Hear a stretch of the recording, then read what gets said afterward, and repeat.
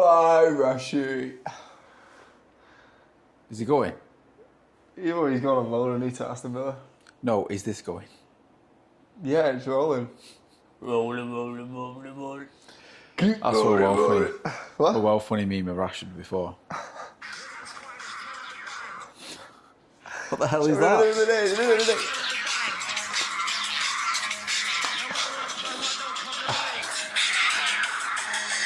No, it's it was Rashford, a meme.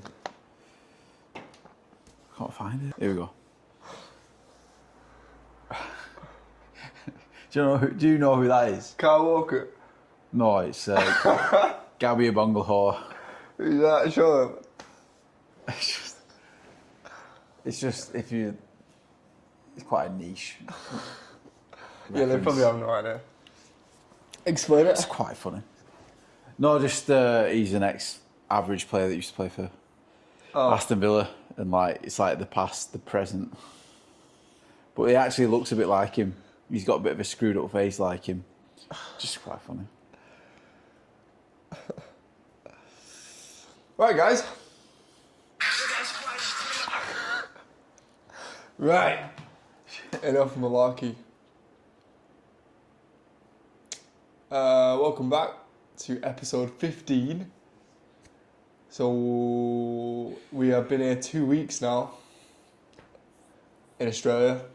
We are doing 10 things we wish we knew.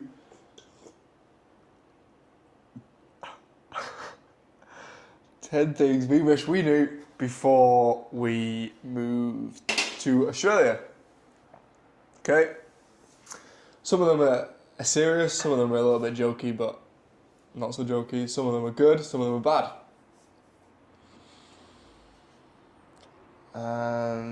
Do you want to start with anything in particular?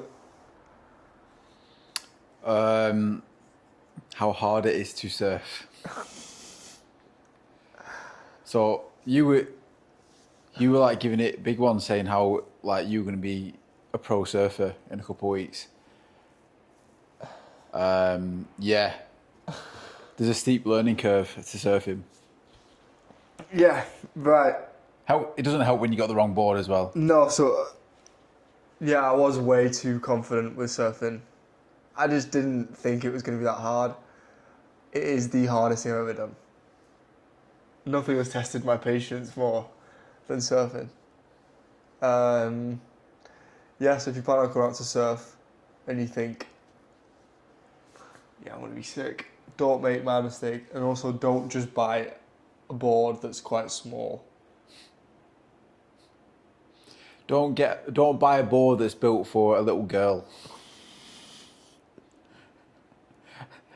Because it can't. It was. Let's just be honest. It was. And I nearly died on it.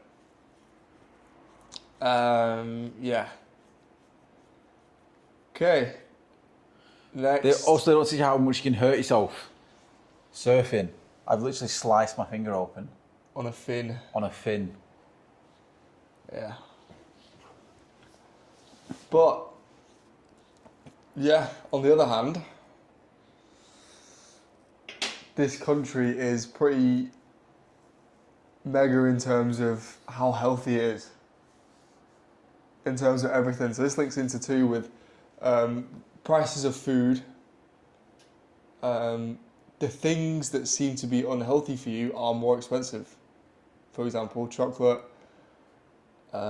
Sadly, energy drinks. They're quite dear, aren't they, Gabe? I was shocked. What was it? £8? No, $8.50 for a Monster in some places. Yeah, was it in a 7-Eleven? Just some corner shop maybe, I'm not sure. But yeah. So that's £4.25. For a Monster. It is crazy. Yeah, but other than that, like everything is super healthy here. Most fast food places are really healthy, aren't they? A lot of it's like acai bowls, what are they called? Acai? What? Say? Acai? What are them rice bowls? HA? HA? HA bowls? No, ACAI. I don't know how you pronounce it. Acai bowls, and things like that. Yeah, red meat here is expensive. If you live off red meat, eat mince, or you'll be spending a lot of Buy in money. bulk as well. Yeah. You do save a lot of money buying bulk. Like if you buy a 2 kilogram thing of mince, it's cheaper than England. Yeah. Very true. Okay, next thing. The weather. Right, depending on where you're planning to move, the further south you are in Australia, the more four seasons you're gonna experience in terms of temperature. The more north you are, say for example if you're in Cairns, it's just hot all the time, even during winter. We're on Sunshine Coast, which is just above Brisbane, so fairly north compared to like Sydney, Melbourne, Adelaide. And sometimes it can get as low as, in the single digits during the night time, but most of winter is mid to low 20s and clear skies. Yeah, but in the summer, it's hot. Humid. I think we're used to it now, but... Yeah, but it's humid, really humid. Even the locals say sometimes, it gets a bit too much for them. Yeah. Okay, next one is public transport. Where we are, it's not great. Would you agree? Like train stations, there's two in Sunshine Coast. There's Landsborough and there's Nambour, I think it is. The others are like further inland or wherever. But yeah, you've got a train. That's about a 35-minute drive from where we're staying. So it's just quite far out compared to where I was in the UK. You got a train station in every Little town. Little Seems town. to have one, yeah. Yeah. Yeah, so it is. Like But buses the are buses okay. are good. Yeah, buses are okay. Cheap as well at the moment because of whatever the government did.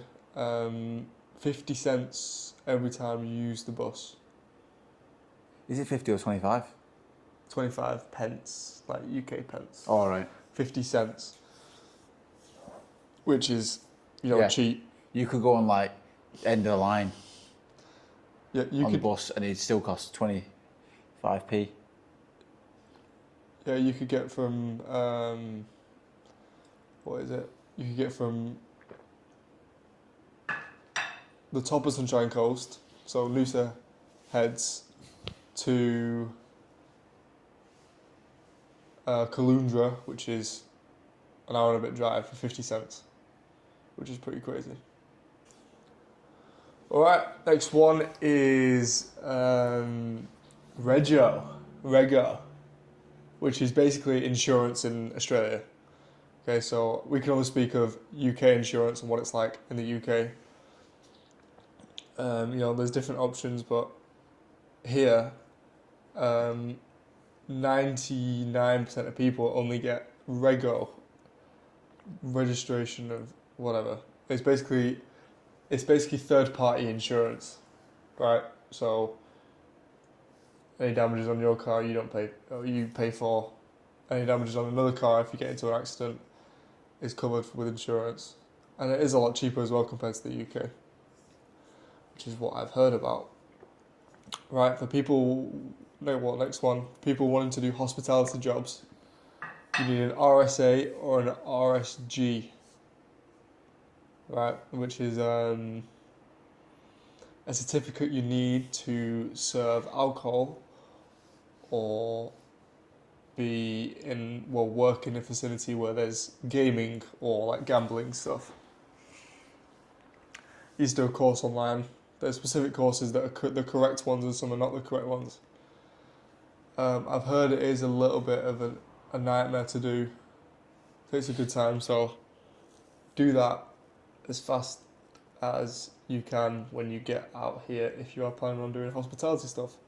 Say you've got experience as a bartender or whatnot, get that done as fast as possible. I'm not sure if you just plan on working in a cafe, say you're a barista, that you need an RSA. I'm not 100% sure. You might have to do some bit more research. Yeah. Back to another good thing. How helpful and happily the locals are. Yeah, definitely. I think it's just because, well, it's summer, so that helps. The sun being out definitely helps people's spirits. But also, I think that just the place in general, I'd say during the winter, it'd probably be much nicer than UK. The people seem really, really friendly, and yeah, just like they'll stop and help you and really go into detail to explain something, and they seem like they enjoy telling you and helping you. Whereas I feel like everyone in the UK are in like, they'll do the bare minimum. They like stay in their lane, and yeah, people are always in a rush in the UK. I feel like here people literally enjoy spending time, like with the guy that was teaching how to surf. Like he literally almost give you a lesson on surfing. He spent about 30 minutes, and he was just some guy walking down the beach and saw you almost dying. Yeah, right. We've got 2 more, I'm pretty sure. We've got 2% as well. Yeah, on the camera. So let's fly Maybe through charge it. Yeah, no, let's fly through them. If you're coming here in the summer, always wear sun cream, even if it's cloudy. I have gone outside for 2 hours surfing when it's cloudy. There's like a little bit of a storm, so the waves are a little more aggressive. And I got burnt. The UV rays, the UV strength is pretty high here, so yeah. If you're going surfing, it just gets washed off, and you'll just get burnt. You need to keep putting it on. Yeah. And then final one is, I'm hoping the camera doesn't die, but animals, if you are scared of spiders, snakes, whatever, it is not that bad. We have seen a few spiders in the suburbs where they're just chilling on their cobweb on some trees and stuff like that. They're, fairly big, a little bit bigger than the UK. But if you just stay near the cities, you'll be absolutely fine. It's not that bad, is it? No. So yeah, that is a quick, short, brief mini video about everything we wish we knew. Yeah, we hope you enjoyed. 2 weeks in Australia. Got a minimum of another 2 weeks to go. So yeah, thanks for watching. See you.